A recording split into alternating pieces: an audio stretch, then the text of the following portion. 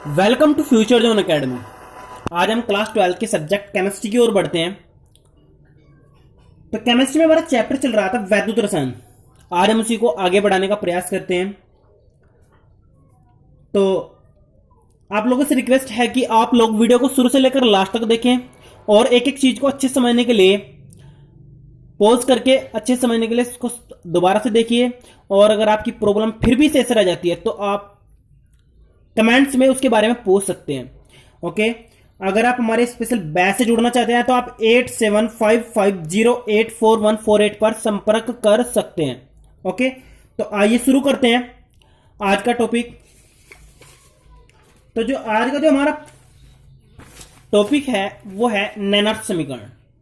आप लोगों को बताऊं 12th क्लास के लिए जो एग्जाम पेपर है यानी बोर्ड्स पेपर है उसके लिए जो सबसे ज्यादा इंपॉर्टेंट चैप्टर में से है वो नैनर्स समीकरण है। तो इसलिए मैं यहां पर आपको क्लियर करा देता हूं कि नैनर्स समीकरण आपको लिखने कैसे है और कैसे कैसे ये आपको पेपर में पूछी जाएगी। ज्यादातर तो क्वेश्चन ऐसा ही आता है कि नैनर्स समीकरण पर प्रकाश डालिए। नैनर्स समीकरण से आप क्या समझते हैं उसमें आप बस टोटल इंफॉर्मेशन दीजिए। तो आप लोग कैसे करेंगे, आप लोग लिखेंगे कि वैज्ञानिक नैनर्स ने एक समीकरण दी थी जो धातु और धातु के इलेक्ट्रोड के बारे में जानकारी देती है। तो वो समीकरण आपकी क्या थी, वो थी E बराबर E naught minus r t बटे n f l n m बटे एम एन प्लस।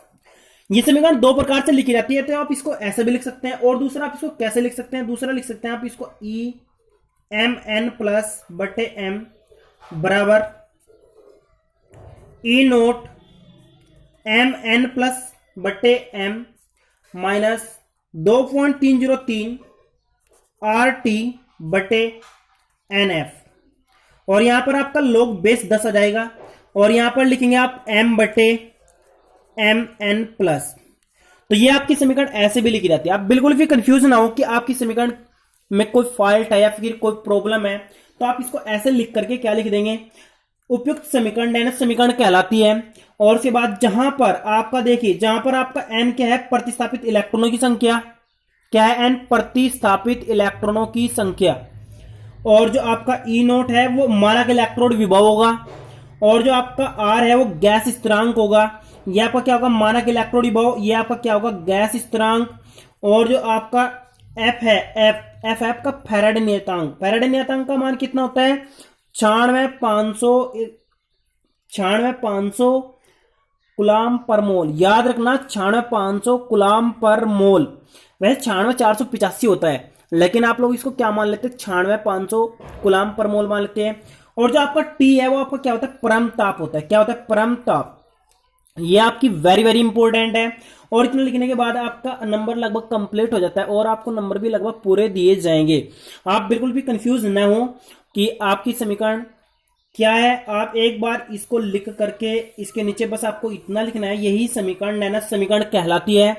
और इसमें निम्नलिखित जो एन दिया है वो इलेक्ट्रॉनों की संख्या होगी, ई नोट आपका क्या होगा, मानक इलेक्ट्रोड विभव होगा और आर आपका गैस स्थिरांक होगा। और जो आपका एफ है वो फैराडे कांस्टेंट है और टी आपका क्या होगा, परम ताप होगा। जो फैराडे कांस्टेंट का मान होता है वो कितना होता है, 96,500 गुलाम पर मोल। ओके, तो आइए आगे बढ़ते हैं। और अगर आप ध्यान दीजिए यहां पर आपका, अगर आपका क्वेश्चन ऐसे पूछा जाता है कि आप गिब्स ऊर्जा और इलेक्ट्रोड विभव में क्या संबंध पाते हैं या फिर क्या संबंध होता है, तो आप बिल्कुल भी कंफ्यूज ना हो। तो आपका क्या होता है, डेल्टा जी नोट होता है N minus N F E. Delta G naught आपका क्या होता है, माइनस एन एफ ई। तो ये आपका क्या होता है, डेल्टा जी नोट बराबर minus N F E. N आपका होता है इलेक्ट्रॉनों की संख्या, एफ आपका फैराडे कांस्टेंट, ई आपका सेल का इलेक्ट्रोड विभव। एन आपका क्या होता है, इलेक्ट्रॉनों की संख्या, एफ क्या होता है, फैराडे कांस्टेंट और ई आपका क्या होता है, सेल का इलेक्ट्रोड विभव। और डेल्टा जी आपकी क्या होती है, गिब्स ऊर्जा होती है। क्या होते हैं, गिब्स ऊर्जा। तो ये आपका बिल्कुल क्लियर हो गया है, बिल्कुल भी कोई फॉल्ट नहीं है यहाँ पर, आपको क्लियर हो गया होगा ना। तो आइए आगे बढ़ते हैं। तो नेक्स्ट हेडिंग है हमारी वैद्युत चालक। आप लोग यहां पर ध्यान दीजिए, वैद्युत चालक आपने कक्षा 6 से पढ़ना स्टार्ट किया था और आप इसको 10th 12th और सारी क्लासों में इसको बार बार पढ़ते जाएंगे। तो यहां पर भी मैं आपको एक बार बता दूं, चालक क्या होते हैं। चालक आपके वे धातु या पदार्थ होते हैं जिनसे विद्युत आसानी से होकर चली जाती है। मान लो आपके पास एक वायर है, तार है, तो आप इधर से करंट दे रहे हैं, तो अगर आपका करंट इधर से मिल रहा है तो आपका चालक है, अदरवाइज नहीं। तो आप चालक समझ गए। चालक वे पदार्थ होते हैं जो विद्युत धारा का प्रवाह आसानी से होने देते हैं, तो वे आपके क्या होते हैं, चालक होते हैं। और आप इस चीज को समझ भी गए होंगे। आगे बढ़ते हैं। तो नेक्स्ट हेडिंग है हमारी चालकता। तो हेडिंग आप ध्यान से समझिए, चालकता।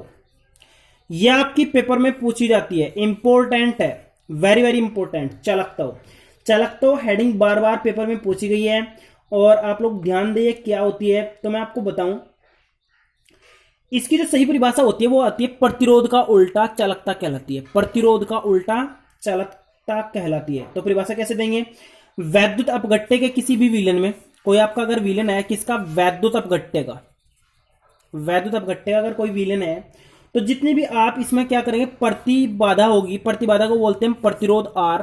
तो इसका जो आपका उल्टा होगा, व्युत्क्रम होगा, यानी 1/r, वो आपकी क्या होगी, चालकता होगी। और चालकता आपकी क्या होगी, 1/r चालकता। और एक बात और ध्यान दीजिए आप लोग, ये जो आपकी चालकता है या फिर आपकी चालकता है, इसमें एक चीज और ध्यान दीजिए, वो क्या है, जो इसको हम प्रदर्शित करते हैं सी से, और इसका मात्रक 1/r, यानी इसका मात्रक आपका क्या हो जाएगा, ओम इनवर्स, क्योंकि इसका मात्रक प्रतिरोध क्या होता है, ओम होता है, और ओम का उल्टा क्या होता है, ओम इनवर्स। या फिर हम ध्यान रखिए, या फिर हम इसको महो भी लिख देते हैं, MHO, ओम का उल्टा है ना, तो महो। ये दोनों इसके मात्रक बहुत ज्यादा सिलेक्टेड है। और एक बार पिछले साल पीछे क्वेश्चन आता कि सीमेंस कितना, किसका मात्रक होता है, क्या क्वेश्चन आता, सीमेंस किसका मात्रक होता है। तो आप लोग याद रखिए, सीमेंस आपका चालकता का ही मात्रक होता है। सीमेंस किसका मात्रक होता है, चालकता का ही मात्रक होता है। तो आप लोग बिल्कुल भी कंफ्यूज नहीं होंगे। तो चालकता या चालकता आपकी एक ही होगी, और इसका मतलब, इसकी परिभाषा क्या होगी, प्रतिरोध के व्युत्क्रम को चालकता कहते हैं, और इसका मात्रक क्या होगा आपका, महो होगा, या फिर ओम इनवर्स होगा, या फिर क्या होगा, सीमेंस। तो सीमेंस को आप जरूर याद रखिए, और सीमेंस आपका इंपॉर्टेंट मात्रक है। तो आइए आगे बढ़ते हैं नेक्स्ट हेडिंग की ओर। तो नेक्स्ट हेडिंग है हमारी, नेक्स्ट हेडिंग है हमारी प्रतिरोधकता। क्या हेडिंग, प्रतिरोधकता। प्रतिरोधकता तो हम रो से प्रदर्शित करते हैं। अब आपको कुछ याद आया होगा कि 10th क्लास में आपने रो पढ़ा था कहीं, तो रो को हम दूसरा नाम क्या देते हैं, विशिष्ट प्रतिरोध। क्या नाम देते हैं, विशिष्ट प्रतिरोध। तो आप लोग यहां पर ध्यान से समझिए, विशिष्ट प्रतिरोध आपका क्या होता है, रो होता है, और इसको हम प्रतिरोधकता के नाम से भी जानते हैं। आगे बढ़ते हैं। तो इसकी जो परिभाषा होगी वो क्या होगी, आप लोग ध्यान से समझिए। अगर आपका 1 मीटर लंबाई का कोई तार है, क्या 1 मीटर लंबाई का तार है, और उसका अनुप्रस्थ काट का क्षेत्रफल कितना है, अनुप्रस्थ काट का जो क्षेत्रफल है वो कितना है आपका, 1 मीटर स्क्वायर। ओके, 1 मीटर का लंबाई का तार है, 1 मीटर स्क्वायर अनुप्रस्थ काट का क्षेत्रफल है। और दूसरी बात आप आगे ध्यान से देखिए, तो ये इतनी कंडीशन होने के बाद अगर उसका जितना भी प्रतिरोध नापा जाए, क्या नापा जाए, प्रतिरोध, तो वो जो आपका प्रतिरोध होगा वो आपका होगा विशिष्ट प्रतिरोध। क्या होगा वो आपका विशिष्ट प्रतिरोध, यानी ये रो होगा, क्या होगा, रो। तो परिभाषा आप कैसे देंगे, 1 मीटर लंबाई के तार के 1 मीटर स्क्वायर अनुप्रस्थ काट क्षेत्रफल होने पर उस तार का प्रतिरोध विशिष्ट प्रतिरोध कहलाता है। क्या कहलाता है, विशिष्ट प्रतिरोध कहलाता है। तो अगर हम लंबाई कुछ भी रखें तो रो बराबर होता है RL/A। क्या होता है, RL/A।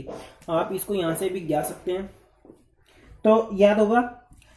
तो ये तो पता लगा आपको रो क्या होता है। तो यहां से अगर इसे मात्रा निकालने का प्रयास करें तो रो का मात्रक होता है, याद रखना, ओम मीटर। क्या होता है, ओम मीटर। रो का मात्रक क्या होता है, ओम मीटर। सॉरी, यहाँ पर ये आपका ए ऊपर होता है और ये आपका एल नीचे होता है। यहाँ पर निकाल कर दिखा रहा हूं मात्रक में, आर का मात्रक ओम हो गया, और इसका मात्रक क्या होता है, मीटर स्क्वायर, और इसका मात्रक क्या होता है, मीटर। मीटर से मीटर कट जाएगा, और ये आपका क्या मात्रक बच गया, ओम बच गया। ये मात्रक क्या बच गया आपका, ओम। तो आप ध्यान दीजिए, तो विशिष्ट प्रतिरोधकता आपकी क्या होगी, 1 मीटर लंबाई के तार की अगर अनुप्रस्थ काट क्षेत्रफल 1 मीटर स्क्वायर कर दी जाए तो जितना भी उसका प्रतिरोध होगा तो उसकी क्या होगी, वो विशिष्ट प्रतिरोधकता होगी या फिर प्रतिरोध होगा। ओके, और अगर हम इसको निकालना चाहें तो रो बराबर RA/L से निकाल सकते हैं, और इसका मात्रक क्या होता है, ओम मीटर। क्या होता है, ओम मीटर।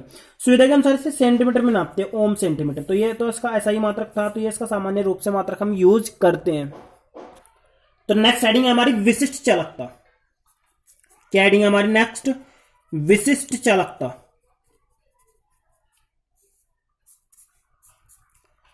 आप यहां पर एक बार फोकस कीजिए, विशिष्ट चालकता।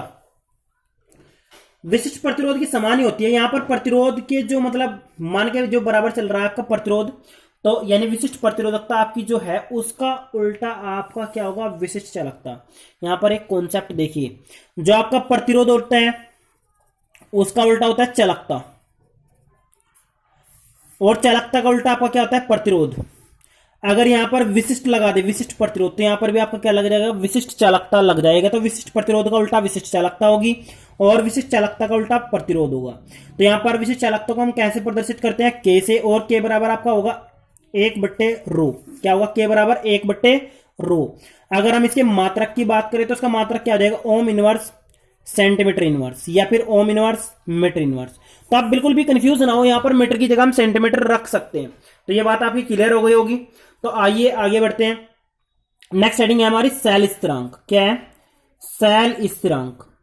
ये भी आपका पेपर में आता है, ये आपका वेरी वेरी इंपॉर्टेंट है। जितने भी मैंने आज ये पॉइंट कराए हैं इस वीडियो में, ये पिछले मतलब इस चैप्टर के लिए सबसे ज्यादा इंपॉर्टेंट है और बार बार पेपर में पूछे गए हैं।